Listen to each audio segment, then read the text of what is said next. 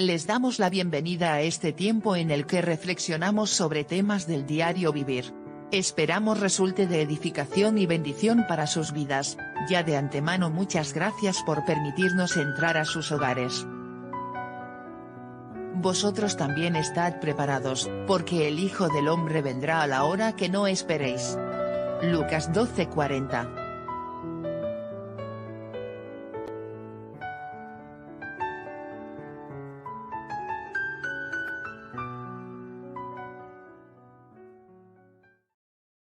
Buenas noches, queridos amigos. Saludos y bendiciones desde la ciudad de Bruselas, Bélgica. Agradecemos al Dios Todopoderoso porque nos permite llegar a todos ustedes en esta nueva edición de Reflexiones de Medianoche Atalaya, días finales. Hoy vamos a finalizar la reflexión o el estudio que hemos estado llevando a cabo durante este periodo. Hemos hecho o hicimos un alto de unos meses para luego retomar este interesante análisis que estamos haciendo o estoy haciendo referente al Evangelio según San Mateo capítulo 24 y 25, pero también podemos tomar como referencia Mateo 23, porque todos estos textos bíblicos están relacionados unos con los otros. Voy a hacer una pequeña síntesis, voy a tratar de extraer brevemente los puntos que tocamos en las últimas entregas. Es muy interesante que nosotros como cristianos entendamos las Sagradas Escrituras. Son ellas las que dan testimonio de la verdad. Son las Sagradas Escrituras las que nos muestran las cosas que nosotros debemos hacer o las que no debemos hacer.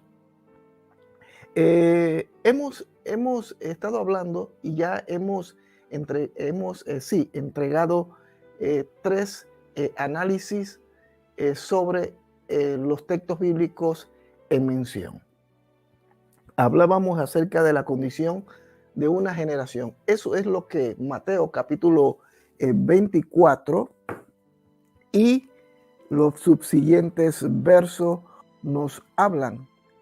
Me gustaría que usted allí, si tiene su Biblia, se vaya conmigo al Evangelio según San Mateo capítulo 24. En el capítulo 24, en los versículos, para ser más preciso, del 1 al 36, observamos la condición de Israel, la condición de una generación que se había apartado de esos principios y de esas enseñanzas que ellos habían recibido desde la antigüedad. Aquí observamos en Mateo 23, del 1 al 36, cómo nuestro Señor y Salvador Jesucristo habla acerca de una decadencia espiritual del pueblo en aquel momento, una decadencia social y política. Y eso lo observamos en el capítulo 24 y leemos el verso 1 del capítulo 23, del capítulo 23 del Evangelio según San Mateo. Mire que estoy tratando de hacer una síntesis para entrar ya en el último punto que tiene que ver con el juicio de Dios sobre una generación, sobre una nación pecadora. Estamos hablándolo dentro del contexto de Israel. No estamos hablando del mundo como tal. No estamos hablando en términos globales, sino exclusivamente hablando de Israel para poder entender los pasajes que vienen, Mateo 24 y Mateo 25. Pero en el capítulo 23 de Mateo, verso 1 al 36, dice: entonces habló Jesús a la gente, a sus discípulos, diciendo, él está hablando a sus discípulos, él está en el monte de los olivos, si no me equivoco. En la cátedra de Moisés se sientan los escribas, los fariseos, así que todo lo que os digan que guardéis, guardadlo y hacedlo, mas no hagáis conforme a sus obras. Pero mire lo que dice el versículo 41 del capítulo 22. Y estando juntos los fariseos, Jesús les preguntó diciendo: ¿qué pensáis del Cristo? ¿De quién es hijo? Le dijeron: de David. Él le dijo: pues como David en el espíritu le llama Señor, diciendo: dijo el Señor a mi Señor, siéntate a mi diestra o a mi derecha, hasta que ponga a tus enemigos por estrado de tus pies. Así que el Señor les está hablando a los fariseos, a los judíos en este momento. Pero donde estábamos hace unos minutos o segundos, en el capítulo 23, Jesús los condena a ellos. Jesús presenta la condición de ellos como pueblo, como personas que pertenecían al pueblo de la promesa. Y él dice: en la cátedra de Moisés se sientan los escribas y los fariseos. Así que todo lo que os digan que guardéis, guardadlo y haced, mas no hagáis conforme a sus obras, porque dicen y no hacen, porque atan carga pesada y difíciles de llevar y la ponen sobre los hombres, pero ellos ni con un dedo quieren moverla. Aquí el Señor Jesucristo los está confrontando ante una situación que Israel, que Jerusalén, que esa nación está viviendo. Están viviendo en una época en que el temor a Dios se había apartado del pueblo, donde los sacerdotes se habían corrompido, donde los fariseos, los saduceos, los publicanos, que era una clase religiosa, pero al mismo tiempo política, eran los que tras bastidores movían realmente al pueblo, pero quienes representaban a la religión o a los seguidores de Dios en ese momento eran los sacerdotes. Ellos tenían la responsabilidad de dirigir a la nación judía en ese momento. Recuerde que para ese momento de la historia, Israel está bajo la bota del Imperio Romano. Así que había una decadencia espiritual, una decadencia social y una decadencia política podrida. Así que Jesús los está confrontando, los está llevando a un punto donde les está diciendo que ellos son sepulcros blanqueados, podridos, que ellos son unos hipócritas. Y ustedes van a observar en todos los evangelios cómo nuestro Señor Jesucristo los va a confrontar de tal manera que al final ellos lo van a crucificar. Así que la condición de Israel, del pueblo judío en ese momento, es de decadencia espiritual. No hay quien realmente tema a Dios. No hay quien busque a Dios. Existía el culto a Dios, pero ellos lo celebraban a su manera, al punto que en cierta ocasión Jesucristo tiene que entrar al templo y arremete contra ellos y voltea las mesas, saca los animales, le da de chicotazo a las personas. Es decir, el pueblo estaba corrompido y el Señor le dice: vosotros habéis hecho de mi casa un mercado, habéis hecho de mi casa lo peor. Entonces, la decadencia espiritual, social y política era evidente dentro del pueblo de Israel en ese momento, y el Señor Jesucristo los está confrontando. Eso lo hablamos en la primera entrega. Así que no se olvide de esto. Si usted quiere saber un poquito más, puede irse a nuestro canal. Allí en Atalayas Días Finales va a encontrar este video. Pero estoy haciendo un resumen, una síntesis para poder concluir en el último punto que vamos a tocar hoy. Pero también, además de que Jesucristo presenta la condición paupérrima de Israel, de los judíos en ese momento. Recuerden que están bajo la bota del Imperio Romano. Hay un precursor llamado Pilato. Los sacerdotes, más que dirigir al pueblo, están dirigiendo sus propios intereses y están bajo intereses políticos, y ellos son unos vendidos, como diríamos nosotros en Panamá. Lo segundo que tocábamos es que luego de esto el Señor hace un decreto. El Señor decreta sobre una generación, el final de una generación. En el capítulo 24, el verso 1 y 2. Mire lo que dice. Cuando Jesús salió del templo y se iba, se acercaron sus discípulos para mostrar los edificios del templo. Respondiendo él les dijo, ¿veis todo esto? De cierto os digo que no quedará aquí piedra sobre piedra. El Señor los está confrontando de una manera que prácticamente los deja al descubierto, deja, ¿cómo diríamos? Deja ante ellos su falsedad, los confronta, les dice algunas cosas que nadie les había dicho, los reprende, los confronta, les hace ver cuál es su condición. Y por decir, por confrontarlo en la manera en que lo hizo, eso va a significar su sentencia de muerte, como más adelante lo vamos a observar. Pero ahora, además de que él les habla de una condición paupérrima en la que ellos estaban, el Señor también les habla y les decreta, les profetiza que esta generación va a ser destruida. Vuelvo a leer el capítulo 24, cuando dice, ¿veis todo esto? De cierto os digo que no quedará aquí piedra sobre piedra. En otras palabras, queridos amigos, queridos hermanos, Jesucristo les está diciendo, por causa de su decadencia, de su pecado, de haberse olvidado de Dios, por el pecado de sus padres, por la sangre inocente que se derramó desde los profetas hasta Zacarías, que lo mataron entre el altar, en el altar prácticamente del templo. El Señor dice, ustedes, sobre ustedes hay una sentencia.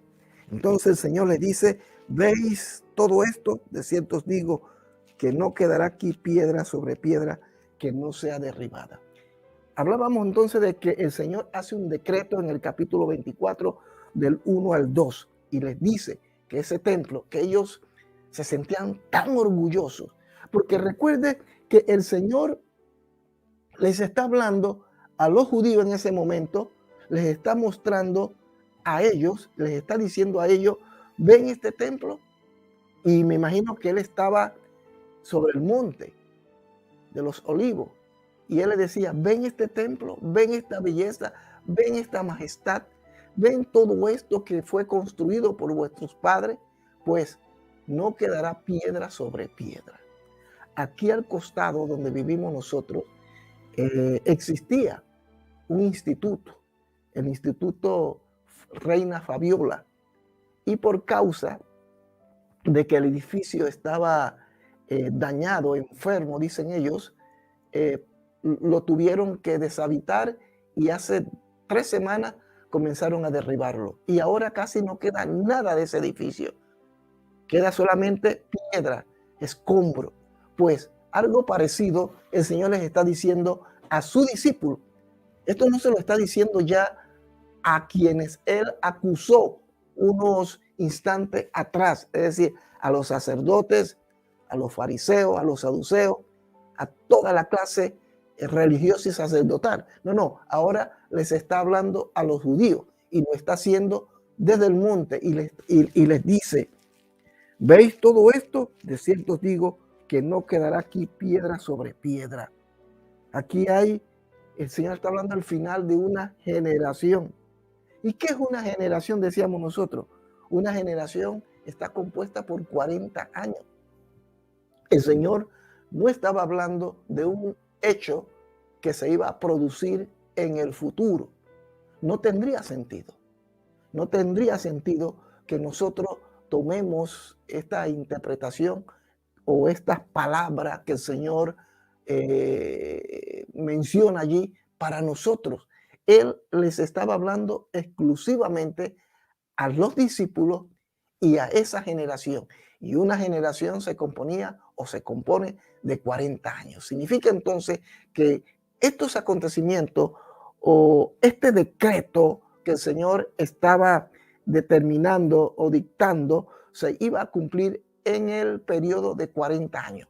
Y ya lo vamos a ver más adelante. Entonces, una generación se compone de 40 años. Jesús advirtió sobre el fin por medio de un juicio. Él dijo que Israel sería enjuiciado por Dios. Mire lo que dice el capítulo 23, el versículo 29 del Evangelio según San Mateo. Mateo 23, 29. Vamos a ver si lo encuentro. Sí, aquí dice, ay de vosotros, escribas y fariseos, hipócritas, porque edificáis los sepulcros de los profetas y adornáis los monumentos de los justos, y decís, si hubiésemos vivido en los días de nuestros padres, no hubiésemos sido sus cómplices en la sangre de los profetas. Es decir, ellos están aceptando y reconociendo que sus antepasados se habían convertido en criminales. Sí, porque lo eran. Igualmente, los que habían matado a Cristo fueron unos criminales. La muerte de nuestro Señor Jesucristo, el acto de enjuiciarlo injustamente y matarlo fue un crimen. Entonces, el Señor los está confrontando y le dice que ellos, el Señor dice en el verso 13, y decir, si hubiésemos vivido en los días de nuestros padres, no hubiéramos sido sus cómplices. O sea, no hubiésemos hecho esto. No hubiésemos matado a los profetas, aquellos hombres que fueron enviados por Dios. No nos habríamos hecho cómplices. Pero eran unos verdaderos hipócritas, porque lo que ellos estaban haciendo y habían hecho en su generación era similar o peor a lo que habían hecho sus padres. Es más, ellos luego iban a crucificar, iban a asesinar a nuestro Señor Jesucristo. Y el Señor dice, así que dais testimonio contra vosotros mismos de que sois hijos de aquellos que mataron a los profetas. Vosotros también llenad la medida de vuestros padres. Serpiente, generación de víbora, ¿cómo escaparéis de la condenación del infierno? Por tanto, he aquí yo os envío profetas y sabios y escribas, y de ellos a unos mataréis y crucificaréis, y a otros azotaréis en vuestras sinagogas y perseguiréis de ciudad en ciudad. Aquí ya les está profetizando y les está hablando que ellos, años después, cosa que sucedió, iban a perseguir a los cristianos de la nueva, llamémoslo entre comillas, así lo llamaban ellos, a la nueva ola religiosa, que no era otra cosa que el nacimiento del cristianismo. Ellos, el Señor les está profetizando, ustedes van a perseguir a los que van a ser enviados por mí. Ustedes van a perseguir a los apóstoles, van a perseguir a aquellos que son seguidores míos. Entonces, el Señor los está confrontando, les está decretando lo que va a suceder. Así que, una vez más, vamos a poner en contexto esta historia que estamos narrando, que fue un hecho que se dio en su momento y que fue registrado por historiadores seculares de la época. Este pasaje bíblico no estaba dirigido, ni está dirigido para nosotros. Estaba dirigido para esa generación, para un hecho y un evento que iba a acontecer dentro del espacio y el tiempo que les correspondía a ellos, no a nosotros. No tendría sentido que el Señor les estuviese hablando a ellos de un juicio que iba a venir sobre Israel 2000 años después. No, les estaba hablando de un hecho que tenía que concretizarse y que tenía que suceder en su momento. Pero sigue diciendo, dice así, me perdí.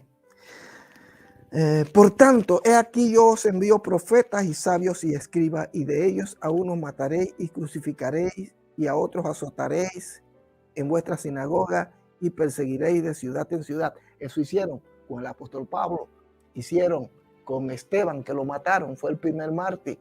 Mataron a Jacob en el templo, mataron al apóstol Pedro crucificado, y así sucesivamente. Esto que Jesús está mencionando iba a suceder años después, una vez que él ascendiera a los cielos. Y él sigue diciendo, para que venga sobre vosotros toda la sangre justa que se ha derramado sobre la tierra, desde la sangre de Abel, el justo, hasta la sangre de Zacarías, hijo de Berequía, a quien matasteis entre el templo y el altar. De cierto os digo que todo esto vendrá sobre esta generación.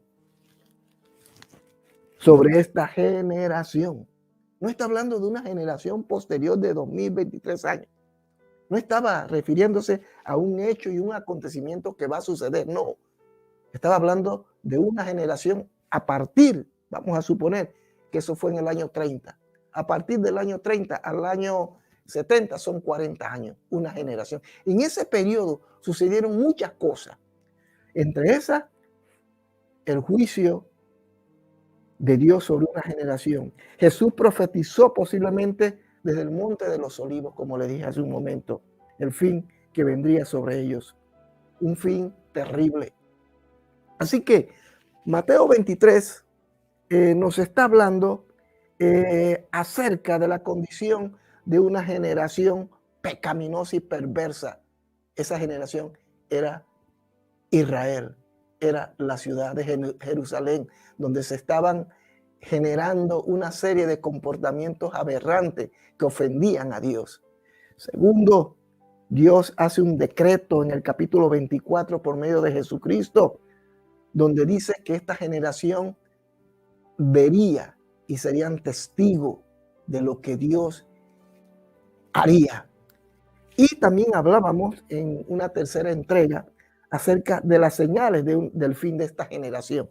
En el capítulo 24, verso 3, dice, lo voy a leer. Aquí, señales del fin de una generación. Vuelvo a repetir, generalmente nosotros siempre aplicamos este pasaje bíblico como un hecho que va a suceder en el futuro. Mire, desde la antigüedad, desde el tiempo de los apóstoles, de los profetas, de los reyes, y luego posteriormente de la iglesia, de los apóstoles, de los hombres de Dios, luego en la Edad Media, posteriormente en el tiempo en que llegó la modernidad, y así sucesivamente hemos visto y vamos a seguir viendo falsos apóstoles, falsos profetas, falsos cristos. Siempre los vamos a ver. Pero en este caso estaba hablando exclusivamente de la manifestación de estos elementos en esta generación de 40 años. El Señor les habla y les dice cuáles van a ser las señales del fin de esta nación y de esta generación. Hablamos de Israel. El capítulo 24, verso 3 dice, y estando él sentado en el monte de los olivos, recuerde, los discípulos se le acercaron aparte diciendo, dinos, ¿cuándo serán estas cosas? ¿Qué cosas? ¿De qué cosas estaban hablando los discípulos? ¿Ah? ¿A qué se referían los discípulos? Cuando dicen, háblanos, ¿cuándo serán estas cosas y qué señal habrá de tu venida? Aquí hay dos preguntas. Una, dinos cuándo serán estas cosas. ¿Qué cosas? Lo que él les está mencionando en el capítulo 23 y en el capítulo 24.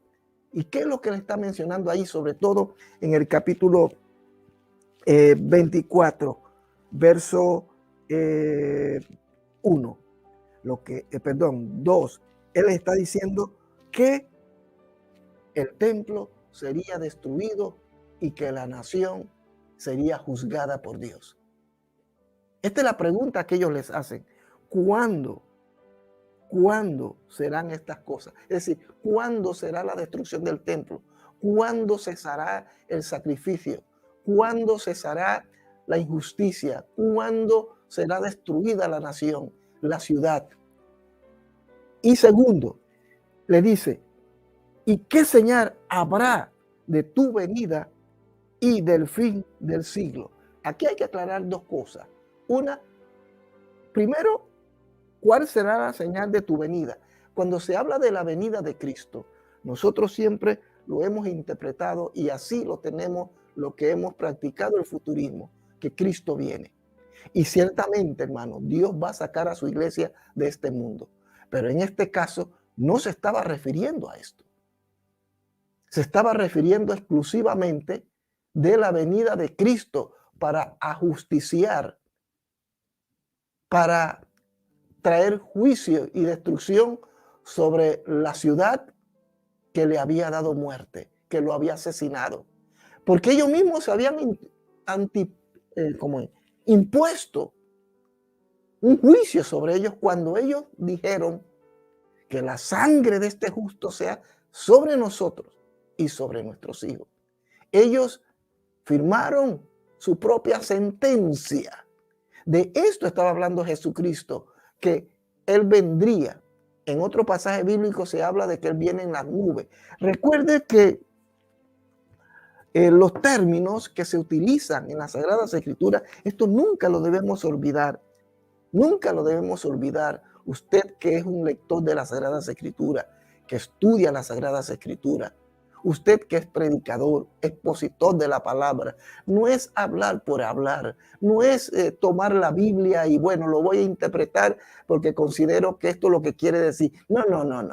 No es lo que quiere decir, es lo que la Biblia nos dice y no lo que yo pretendo que la Biblia diga.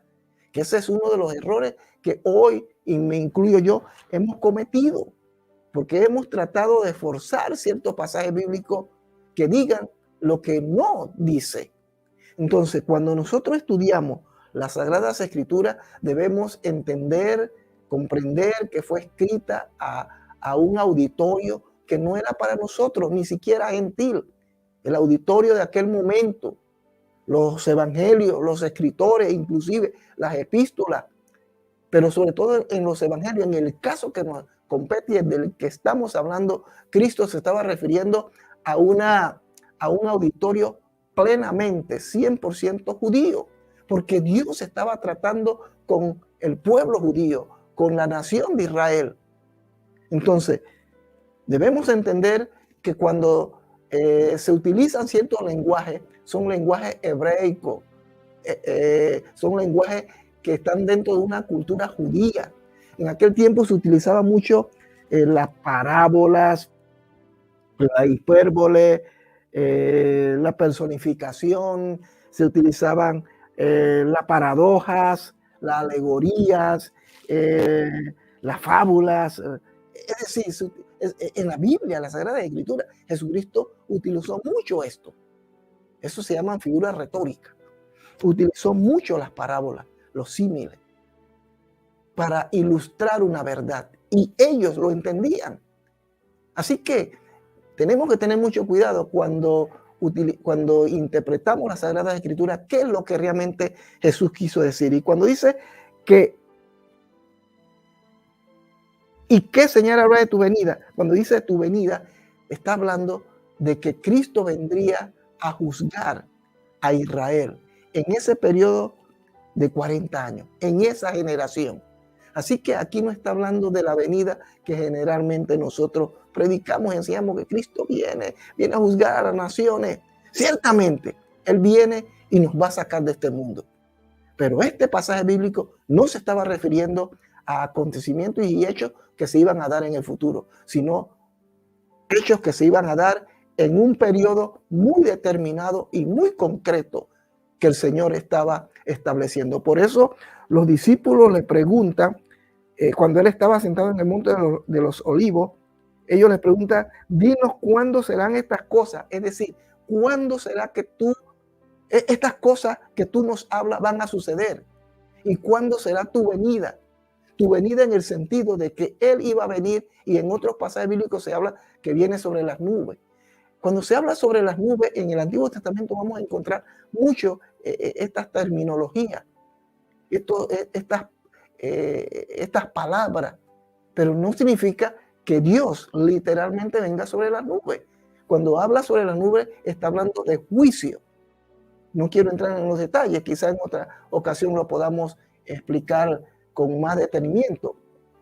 Pero cuando habla de que viene sobre las nubes, generalmente no está hablando de que Él viene montado en las nubes como generalmente nosotros lo decimos.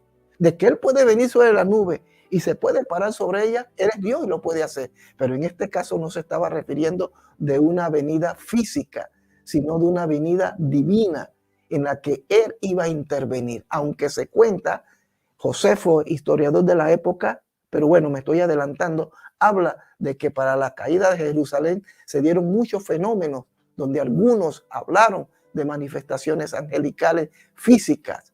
Así que no me extrañaría, pero en el caso concreto del que estamos hablando, cuando ellos preguntan ¿y qué señal habrá de tu venida? No significaba de que lo iban a ver, sino de juicio.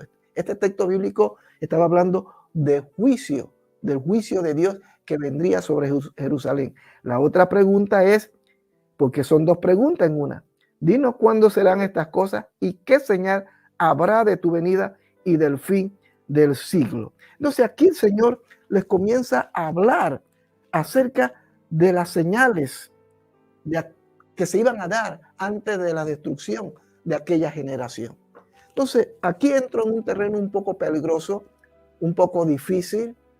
Es como entrar a las aguas y mojarme, pero para mí es muy importante que usted entienda, que usted interprete correctamente y que pueda discernir qué fue lo que el Señor trató de decirnos y que podamos contextuar estos hechos desde una perspectiva bíblica, histórica y profética. En este caso, tenemos que aceptar y reconocer que el Señor no le estaba hablando a la iglesia que en aquel momento estaba en cierne. Les estaba hablando al pueblo judío, le estaba hablando a los sacerdotes, pero en el caso que estamos tocando en este punto, a los discípulos. Él le decía, viene el juicio, y ellos dicen, ¿y cuáles serán las señales de ese juicio?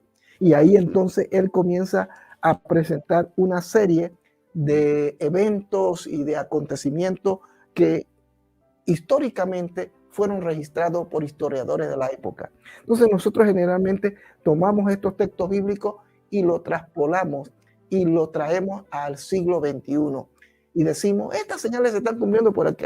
Aquí está. Oiga, quiero aclarar, yo no digo que esto no esté sucediendo.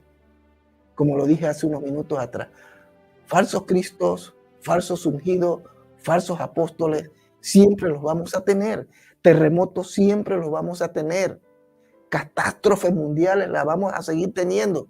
Pero en el caso muy concreto de este pasaje bíblico, fueron hechos que se dieron en aquel momento, en el periodo de aquella generación. Por eso Jesucristo dice muy claramente, dice, de cierto os digo que todo esto vendrá sobre esta generación. Todas estas cosas. ¿Qué cosas? Las señales que luego el Señor les iba a presentar a los discípulos. Y no vamos a entrar en los detalles porque ya eso lo hablamos en el video anterior. Repito, usted puede entrar y lo puede ver.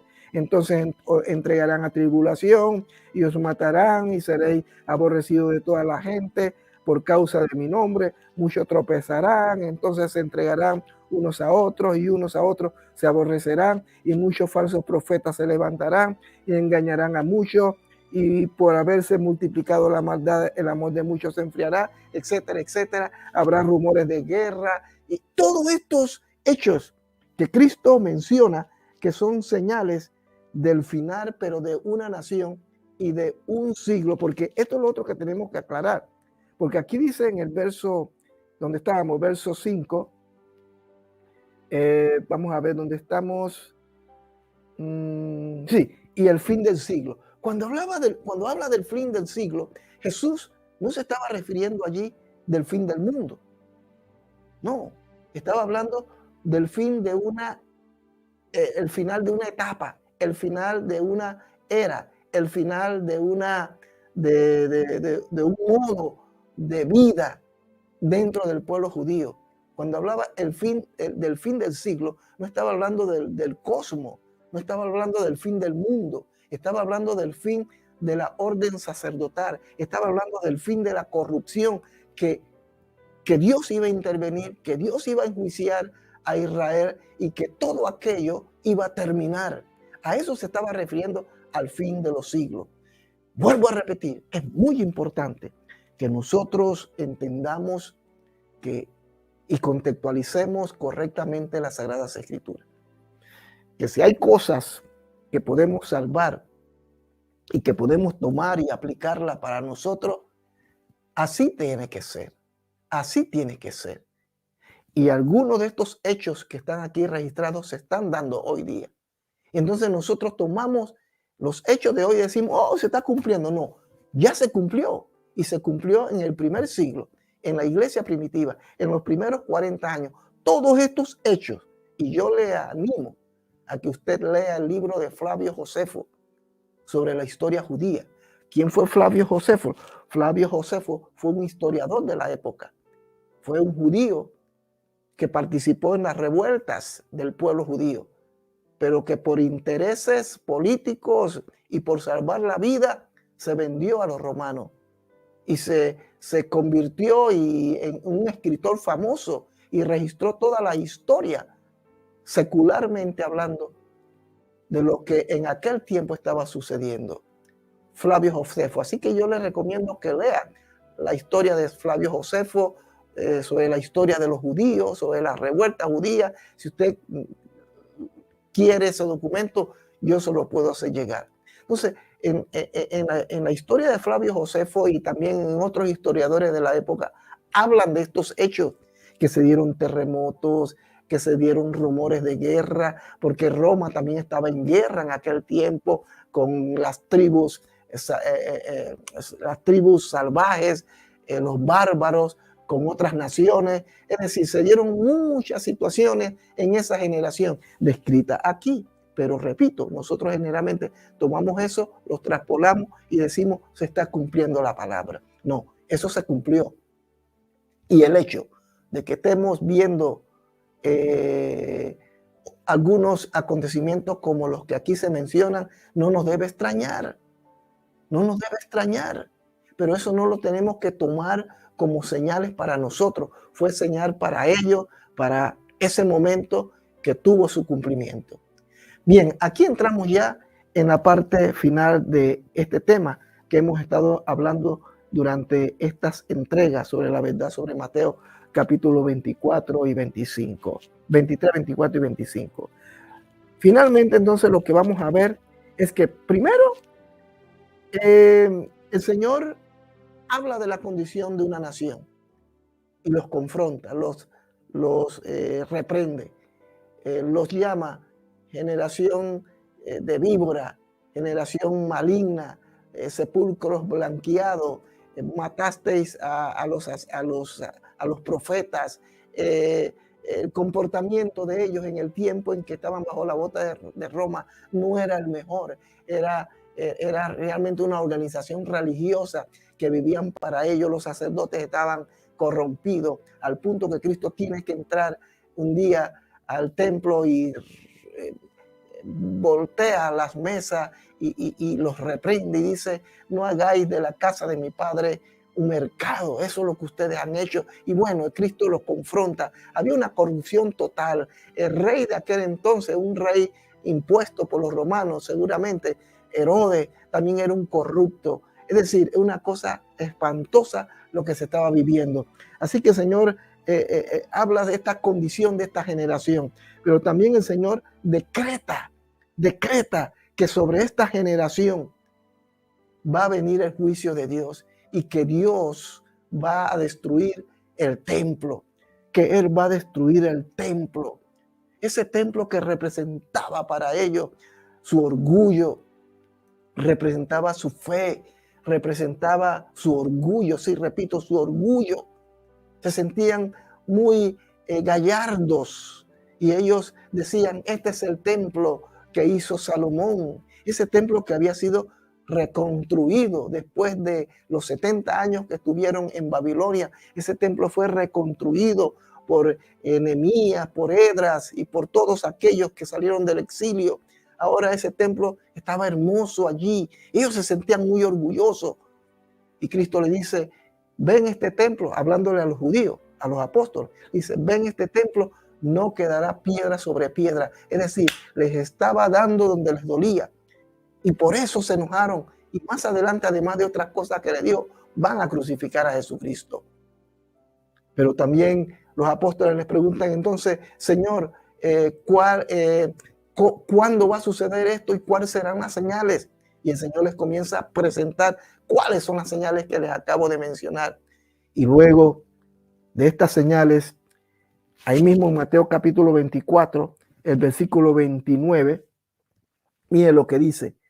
Mateo 24, versículo 29, dice: e inmediatamente después de la tribulación de aquellos días, el sol se oscurecerá y la luna no dará su resplandor y las estrellas caerán del cielo. El Señor entonces les habla a ellos. Y nos podemos ir al capítulo 24, ¿sí? El versículo 29. El Señor le dice: y después de aquellos días, de aquella gran tribulación, mire usted, Él no estaba hablando de un hecho que va a acontecer en el futuro. Él estaba hablando de una gran tribulación que iba a venir sobre esa generación. Esa generación estaba compuesta por sacerdotes, levitas, fariseos, saduceos y una serie de personas que componían la sociedad de aquel entonces, hablándolo dentro del contexto judío. El Señor dice: después de aquellos días, inmediatamente después de la tribulación de aquellos días. ¿Cuál tribulación se estaba refiriendo? El juicio de Dios cayendo sobre una generación a la que Él había condenado y decretado que vendría el juicio. El Señor les dice: ustedes, el Señor les hace una presentación, les plantea a grosso modo, le hace un recorrido histórico y profético de las cosas que van a acontecer. Primero, repito, les habla de la condición paupérrima en la que ellos estaban viviendo, su pecado y su maldad, y les echa en cara que ellos son tan culpables como lo fueron sus padres.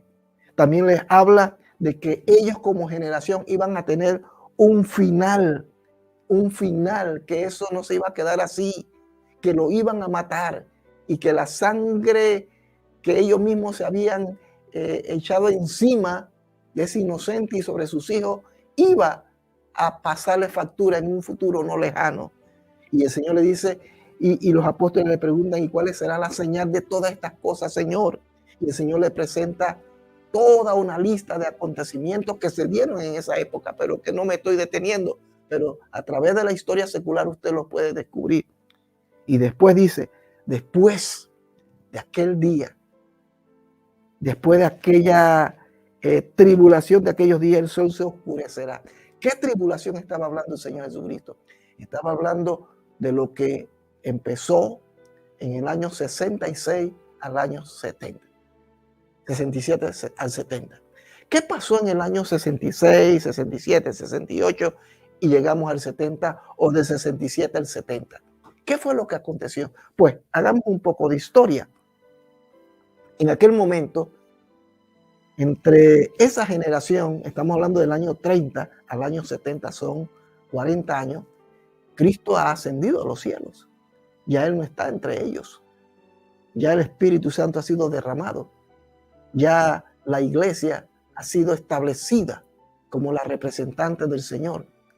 Es la iglesia, porque la iglesia no eran los judíos, ni eran los gentiles, sino la unión de todos. El Señor había hecho de todos ellos, judíos, gentiles y griegos, la iglesia. Todos aquellos que reconocían a Jesucristo como Señor y Salvador pasaban a ser parte de ese cuerpo, lo que se conocía como la iglesia, y que luego en Antioquía se les va a conocer por primera vez como cristianos. Bueno, en este periodo de que la iglesia comienza a crecer y a expandirse, en aquel entonces Israel existía como nación.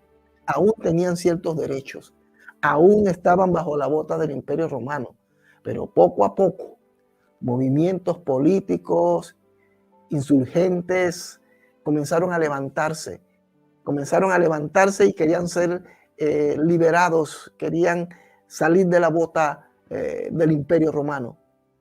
Y eso los va a llevar a ellos a levantarse en diversas manifestaciones, guerrilleros, entre los cuales estaban muchos de los que ahora se habían convertido a Cristo, posiblemente Judas era uno de ellos, Barrabás, que fue entregado, que Barrabás que fue liberado y fue entregado a Jesucristo para que muriera. Todos estos elementos eran ladrones, maleantes, y muchos pertenecían a estos movimientos subversivos.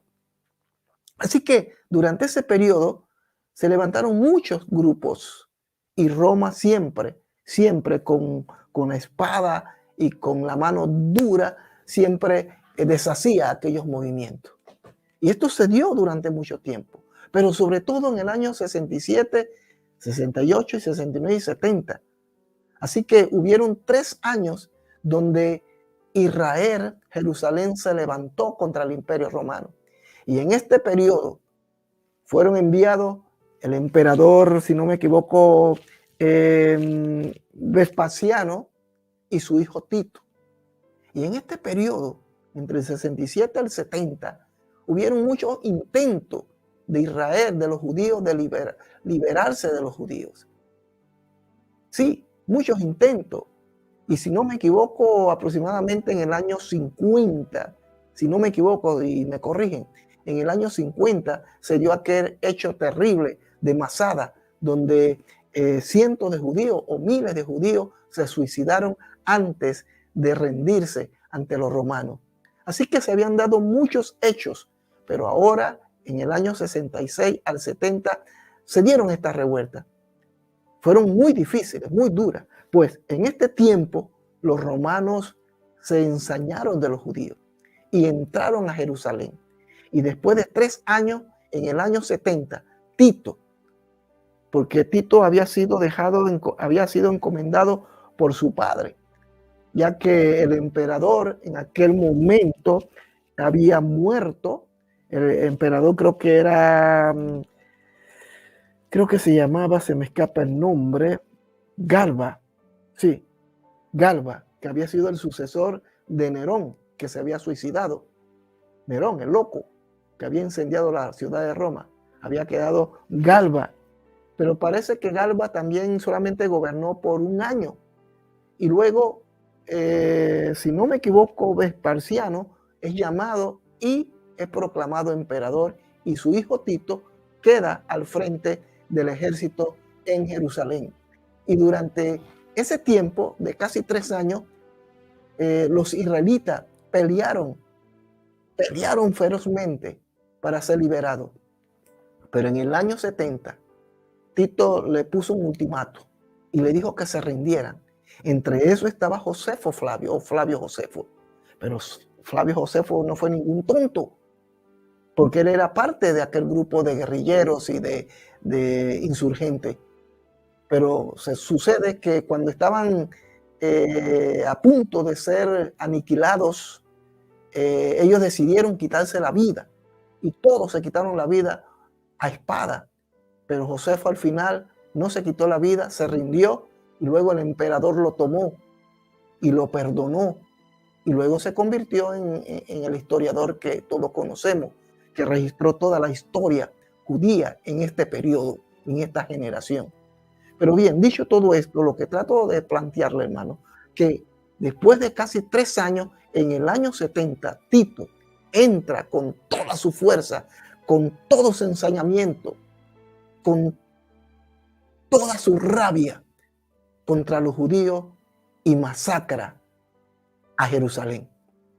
Se dice y se cree que murieron más de 3 millones de judíos, que la sangre corría por las calles, por los muros, como si fuera un río. Todo eso sucedió en el periodo de 3 años, pero el último año, en el año 70, fue terrible. En este periodo, Josefo lo llama la gran tribulación, y otros historiadores. Fue una tribulación como nunca se había visto dentro del contexto judío, no dentro del contexto mundial y global, porque ese es el problema, que nosotros interpretamos este pasaje como algo que va a acontecer hoy día, y no se estaba refiriendo a eso. ¿Que pueden suceder situaciones parecidas? Sí, de hecho sucedieron cosas peores, como la aniquilación de los judíos en la Segunda Guerra Mundial, más de 6 millones de judíos.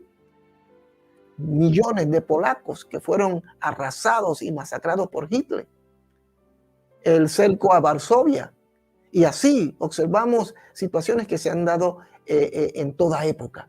Pero en el caso que nos compete, muy concretamente, los judíos en ese año fueron masacrados, más de 3 millones de judíos. Por eso entonces el Señor dice, e inmediatamente después de la tribulación de aquellos días, el sol se oscurecerá y la luna no dará su resplandor y las estrellas caerán del cielo. Recuerde que aquí el escritor está utilizando un lenguaje judío, hebreo, pero nosotros lo interpretamos de manera literal. Hay cosas que van a suceder literalmente, es lo que yo creo y yo pienso. De hecho, se van a replicar hechos como estos en el cielo, en la tierra, sí, en nuestro tiempo. Pero en el caso que nos compete, esto no tiene que ver nada para un futuro. Se refería a un hecho muy concreto que se iba a dar en el periodo mencionado, en el que Dios iba a justiciar a los judíos. Dice, entonces aparecerá la señal del Hijo del Hombre en el cielo, y entonces lamentarán todas las tribus de la tierra, y verán al Hijo del Hombre viniendo sobre las nubes. Aquí nuevamente quiero aclarar, no significa que en aquel momento la gente vio a Jesús. Josefo sí registra de que en aquel tiempo, cuando Jerusalén estaba a punto de caer y cuando cayó, se dieron manifestaciones en los cielos. Sí, se dieron muchas situaciones, pero ahora no quiero entrar en los detalles, eso lo hablaremos en otro tema, en otra ocasión. El asunto es que no significa que la gente vio a Jesús, no. Lo que se dice y se piensa es que en aquel momento Jerusalén estaba atravesando por un momento muy difícil. Denme un segundo, queridos hermanos. Tengo un pequeño problema que atender aquí. Ya vengo, un momento. Denme un segundo.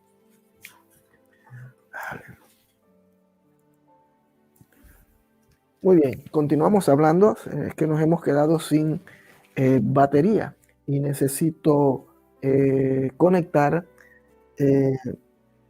el cable para que no nos quedemos sin electricidad. Así que me van a perdonar, van a dar unos segundos mientras que organizamos el sistema que alimenta a la computadora. Así que eran tiempos muy difíciles, muy duros, en que Israel como nación estaba atravesando momentos críticos, momentos en los que lamentablemente hoy nosotros le damos una interpretación que no tiene que ver nada con lo que dice las Sagradas Escrituras. Quizás son errores de interpretación. Y en ese sentido, nosotros como iglesia debemos tener mucho cuidado cómo interpretamos la palabra de Dios, porque los tiempos que estamos viviendo demandan de hombres y mujeres que interpreten correctamente las Sagradas Escrituras. Muy bien. Ya estamos aquí, perdónenme. Estas son las cosas que suceden cuando uno está haciendo un vivo. Entonces, Jesucristo les habla de que inmediatamente, en este caso el escritor Mateo está hablando, inmediatamente después de la tribulación de aquellos días, el sol se oscurecerá. Esta es palabra de Jesús, pero no estaba refiriéndose a un hecho futuro, sino a un hecho, y hago mucho énfasis en esto porque es muy importante. Estaba hablando de un hecho que se estaba dando y que se iba a dar en ese periodo, en esa generación. Y cuando dicen que todo ojo le verá, recuerdo nuevamente, le vuelvo a enfatizar, el lenguaje hebraico o el lenguaje judío es muy conocido por utilizarse mucho el símil, las parábolas, las paradojas, una serie de figuras retóricas que definen la naturaleza, los juicios de Dios, que en un futuro no lejano, yo sí estoy convencido que eso va a suceder, en un futuro no lejano, Jesucristo va a aparecer para sacarnos de este mundo, hermanos. Él lo va a hacer.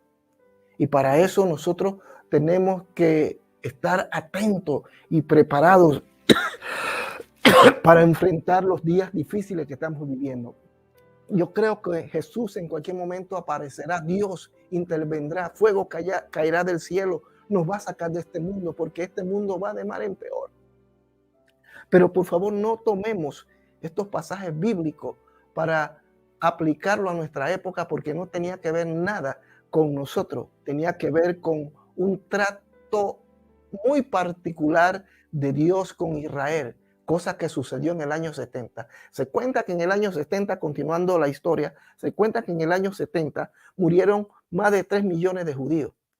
Y es ahí donde surge la famosa frase de nuestro Señor Jesucristo, cuando dice, vamos a buscarlo, vamos a ver si lo encuentro.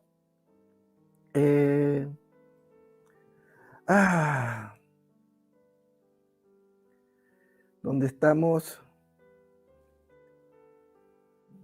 Oh, estoy buscando el pasaje bíblico, ahora lo necesito, ahora no me aparece. Si dice el verso 32 del capítulo 24. De la higuera aprended la parábola, cuando ya su rama está tierna y brotan las hojas, sabéis que el verano está cerca. Así también vosotros, cuando veáis todas estas cosas, conoced que está cerca a las puertas. Es decir, está cerca el juicio que Jesucristo había decretado cuando dijo, no pasará esta generación, porque ustedes verán, serán testigos de esto. No estaba hablando de nosotros, porque imagínense, el Señor le está hablando a ellos, no pasará esta generación. Y una generación, repito, se compone de 40 años. Por tanto, en el año 30 al año 70 fue una generación. Tendríamos que esperar 40 años para otra. ¿Cuántas generaciones han transcurrido desde lo que Cristo dijo? Y Él no ha venido. Porque no se estaba refiriendo a su venida en ese sentido. Se estaba refiriendo a los acontecimientos proféticos que Él mismo había declarado que se iba a dar sobre la nación judía. Es decir, que el juicio de Dios vendría sobre ellos. De cierto os digo que no pasará esta generación hasta que todo esto acontezca. El cielo y la tierra pasarán, pero mis palabras no pasarán. El Señor les está hablando muy concretamente que esta generación no pasaría. Lo vuelvo a leer. De cierto os digo que no pasará esta generación hasta que todo esto acontezca. ¿Qué era lo que iba a acontecer? Lo mismo que los discípulos le habían preguntado, ¿cuándo serán estas cosas y cuáles serán las señales? El Señor ya les mencionó las señales, ya yo se las di a ustedes también. El Señor dijo, cuando todas estas cosas comiencen a acontecer, verán al Hijo del Hombre viniendo sobre las nubes. Aquí el término viniendo sobre la nube habla del juicio de Dios. No hablaba exclusivamente de una aparición física. Puede ser, la verdad que la historia no nos da mucho detalle. Josefo no se detiene mucho. Yo estoy tomando la referencia de Josefo, que es un historiador de la época.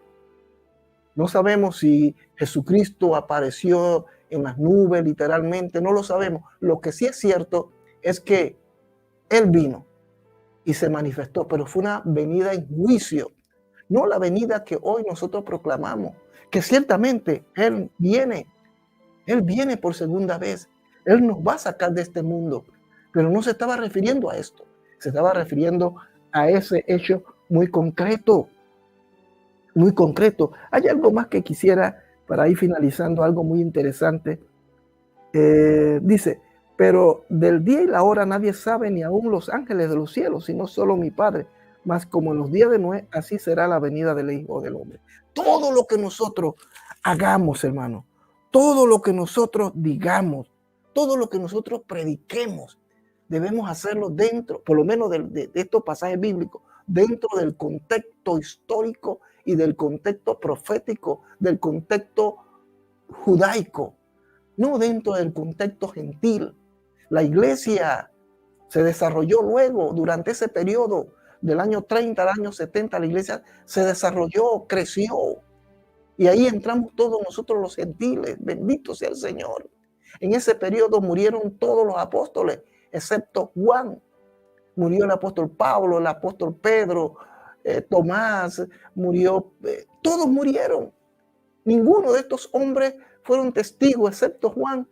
Bueno, porque Juan para ese entonces luego iba a ser encarcelado, pero ninguno de ellos vieron esto que el Señor les había dicho que iba a acontecer. Pero sí, algunos que no vieron la muerte, como Jesucristo le dijo en aquella ocasión a aquellos, ¿y qué de ti? Si yo quiero que este quede hasta que yo venga. Se estaba refiriendo a esto, se estaba refiriendo a Juan. Juan, el que recibió la revelación del libro de Apocalipsis. Juan fue el único que sobrevivió más allá del año 70. Pero bueno, ese es otro tema que podemos tocar más adelante sobre la fecha del libro de Apocalipsis. Eso se los prometo que lo hablaremos en otra ocasión. Fue el único que sobrevivió a toda esta avalancha de tribulación, porque fue una gran tribulación que se dio durante esos 3 años cuando el emperador Tito entró y acabó con el templo. Destruyó totalmente el templo. Y ahí, hermanos míos, desapareció el orden sacerdotal. Desapareció la clase religiosa, desaparecieron las familias de los Sanedrines, desaparecieron los fariseos, los saduceos, todos, la sinagoga. Roma los aplastó, los destruyó todo y se cumplió la profecía de Jesucristo. No quedará piedra sobre piedra. Y a partir de allí, los que no fueron asesinados fueron llevados cautivos y otros fueron enviados a la diáspora. Y no es sino en el año 1948 que Israel vuelve nuevamente a su tierra y se declara como nación por parte de las Naciones Unidas. Imagínense, más de 2000 años en la diáspora, viviendo en diferentes continentes, en diferentes países, y luego regresaron en el año 1948 y se establecieron nuevamente en Israel, en Jerusalén, y por eso el conflicto que hay hoy. Pero tuvieron que pasar todo. Ahora, hermanos míos, ya no existe la orden sacerdotal. No existe eso, ¿cómo le llamaríamos? Esa manera en que se celebraba el culto de aquella época. Se está tratando de replicar. De hecho, quieren construir un nuevo templo. Pero eso no es bíblico. No lo van a hacer, no lo van a lograr, porque el templo fue destruido. El templo fue totalmente destruido. Y ahora ellos quieren levantar un nuevo templo en este tiempo. Y no lo van a lograr. Porque el tiempo de Israel como nación de Dios, como pueblo de Dios, pasó. Ahora existe la iglesia. No existen dos pueblos, existe uno solo, que está compuesto por judíos, por gentiles, por griegos, por usted, por mí, que somos la iglesia. Nosotros tomamos el lugar de Israel. Nosotros somos los portadores de la verdad. Israel, como nación religiosa y representante de Dios, fue destruida, desapareció. Hoy existe la Israel política, pero no la Israel religiosa. Es triste decirlo. Tampoco podemos maldecir a Israel. No lo podemos hacer porque hay una promesa sobre ello. Pero Israel no lo debemos ver como el pueblo único, como la última Coca-Cola del desierto. Israel es tan igual o peor que muchos de nuestros países. Una nación que necesita a Dios, que necesitan arrepentirse. Es una de las ciudades donde el paganismo, donde el homosexualismo existe con una fuerza increíble, donde las grandes paradas de gays se dan en Jerusalén. Es muy duro lo que yo estoy diciendo, pero es la verdad. Oramos por Israel. Oramos para que Dios tenga misericordia, como oramos por los pueblos musulmanes, como oramos por los pueblos indígenas, como oramos y clamamos por las naciones que aún no han recibido el evangelio. Pero no podemos endiosar y llevar a Israel a un punto y a un estrado que no le corresponde. Ahora, quienes reinamos juntamente con Cristo en los lugares celestiales, somos nosotros, la iglesia, donde también hay judíos arrepentidos. Entonces, en aquel tiempo, Tito entró y destruyó totalmente el templo. Cesó el sacrificio, como lo menciona el libro de Daniel, porque lo que habla Daniel, si no me equivoco, en capítulo 10, sobre la semana, las 70 semanas, tiene que ver con esto. Eso se cumplió en su momento. Lamentablemente hoy nosotros los futuristas estamos traspolando hechos que ya sucedieron al futuro. Y eso es un engaño. Y debemos retomar las Sagradas Escrituras con celo, replantearnos qué está sucediendo, por qué estamos diciendo cosas que no son reales y que no son ciertas. Ciertamente Cristo va a aparecer por segunda vez y nos va a sacar de este mundo. Pero no tomemos este pasaje bíblico como la referencia de eso. No, creo que nosotros estamos viviendo el Apocalipsis 20, capítulo 20.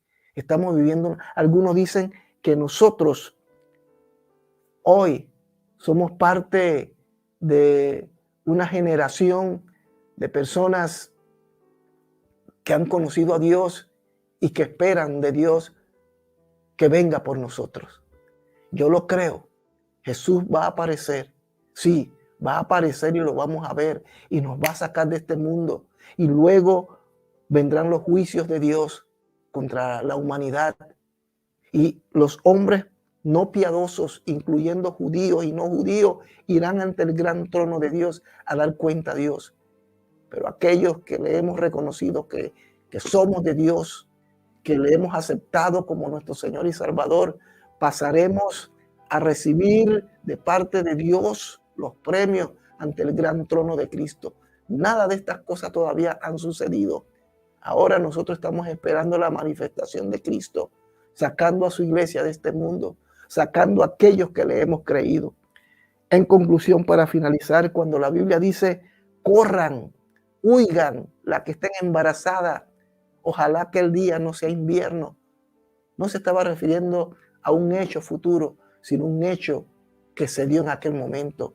Muchas mujeres en aquel tiempo huyeron. Mucha gente a quienes Cristo le dijo, no tomen sus cosas, salgan, no miren hacia atrás, salgan huyendo, porque esta ciudad va a ser destruida. Y muchos les obedecieron, muchos salieron, muchos huyeron y se fueron a la montaña, se fueron a otros lugares y sobrevivieron y vieron la destrucción de Jerusalén en el año 70.